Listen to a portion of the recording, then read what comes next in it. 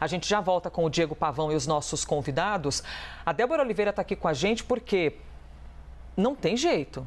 O que está acontecendo lá do outro lado do mundo afeta as nossas vidas. Às vezes alguém pensa assim, mas o que no meu posto de combustível aqui na minha cidadezinha vai afetar? Pode afetar e a gente já está aqui acompanhando até os desdobramentos da Petrobras, que a Débora Bergamasco trouxe antes com a gente. E a Débora Oliveira nos conta que os possíveis impactos econômicos por causa do conflito seguem no radar dos analistas. E as bolsas são um dos principais termômetros. O que ocorre neste momento, Débora? Essa incerteza que a gente está vendo se Israel vai ou não realmente responder com algum outro ataque, esse ataque que sofreu do sábado do Irã, tem sido bem traduzido no que a gente vê nas bolsas agora pela manhã, viu, Elisa? A gente teve, por exemplo, a Ásia que fechou a China em alta e a gente teve o Japão fechando em queda. Nesse momento, no Brasil, Ibovespa, vamos ver aqui para a tela para poder vocês entenderem como que está agora. A gente até abriu próximo da estabilidade com a leve queda de 0,1%.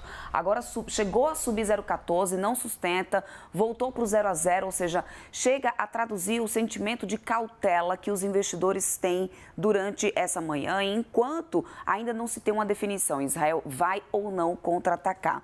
No petróleo Brent, a gente tem uma queda, estava aqui de 1,09% de queda no petróleo Brent, a $89,50. Eu trago o petróleo Brent porque é esse daqui que serve como referência para a formação de preço da Petrobras. Então, os petróleos estão caindo agora, tanto o petróleo Brent como o WTI, e isso mostra mais uma vez a questão da cautela e o quanto que ainda não está impactando, porque ainda não temos uma certeza. Israel vai ou não contra-atacar. Nos Estados Unidos, a gente também já tem negociações lá das bolsas. Todas as bolsas nos Estados Unidos sobem e sobem muito forte nesse momento. E aí a gente precisa observar dados econômicos que foram divulgados por lá, muito fortes e que têm feito esse impacto já na bolsa americana, tanto Dow Jones como S&P 500, a bolsa da tecnologia, Nasdaq subindo bastante, porque lá acredita-se que os juros devem permanecer também mais alto por mais tempo, ou seja, a gente tem outros fatores impactando agora, mas ainda não o fator conflito no Oriente Médio, porque não há certeza se Israel vai contra-atacar. O mais preocupante, o petróleo agora. Se a gente tem um contra-ataque de Israel, aí sim a gente pode ver uma disparada desse petróleo, e esse petróleo disparando para a gente é importante porque, como a Elisa falou, com o petróleo mais alto, a gente já tem uma defasagem da gasolina aqui no Brasil e a gente não teria como controlar por tanto mais tempo uma gasolina mais barata com petróleo subindo, chegando a patamares de $100 o barril, como aconteceu, por exemplo, durante a guerra na Ucrânia. Foi o que a gente viu acontecer. Petróleo disparando, ficando mais caro, é mais caro gasolina, é mais caro o frete do transporte do material e do alimento para poder chegar na sua casa, ou seja, gera um impacto em toda uma cadeia econômica. Por enquanto, os investidores operam em cautela e ainda não há um efeito, a gente precisa seguir monitorando. Além desses efeitos que a gente tem internamente aqui, de ver, puxa vida, será que vai mexer no preço do petróleo e tudo mais? Será que a gente tem de ficar atento? Nós temos as nossas parcerias comerciais com os dois países, seja Israel, seja Irã. Como é que fica aquela balança comercial, Débora? Deixa eu trazer um retrato aqui do que acontece, quais são as relações que a gente tem hoje, inclusive, né? Eu vou trazer primeiro do Irã. Como que a gente teve o ano de 2023, essa relação comercial com o Irã? A gente teve um saldo na nossa balança comercial de 2,2 milhões de dólares, entre coisas que a gente exportou e importou de lá. Eu trouxe aqui os produtos que a gente exporta para poder a gente entender quais são os setores aqui do Brasil, os setores domésticos, que a gente pode sentir um pouco mais de dificuldade se é escalada uma guerra por lá. A gente exporta muita soja para lá.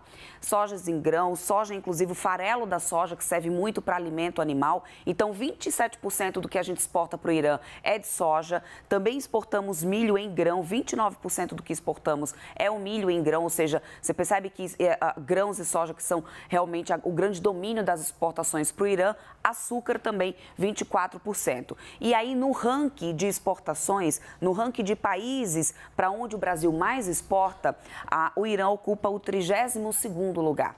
Essa é a situação comercial do Brasil com o Irã no ano de 2023, fechado do balanço de 2023. e que, se comparado a Israel, ficou na frente nessa relação comercial. E aí eu trago na próxima tela o que a gente tanto exporta para Israel e por que a gente precisa ter um cuidado nessa comparação. Israel já vem numa guerra desde outubro do ano passado e isso impactou bastante a nossa relação comercial, as nossas exportações. É claro, se o país está em guerra, ele está em conflito, tudo acaba sendo afetado. Portanto, as exportações do Brasil para Israel também foram afetadas em 2023. Então, a gente teve um saldo negativo nessa balança comercial no ano passado com Israel, descendo então Israel para um ranking aqui, ficando em 54 no ranking de países que mais a gente exporta, e para lá domina o petróleo. O Brasil manda muito petróleo para Israel. 63% das nossas exportações em 2023 foi de petróleo. Carne bovina também mandamos muito para lá, 15% das exportações, soja 9,1%, café 2%. Você vê o agro, hein, Débora? Israel equivale a 0,2% das nossas exportações e o Irã 0,7%. Porém, de novo, Israel teve o ano de 2023 já afetado pela guerra lá em Gaza. Em 2022, a nossa relação comercial era muito maior com Israel.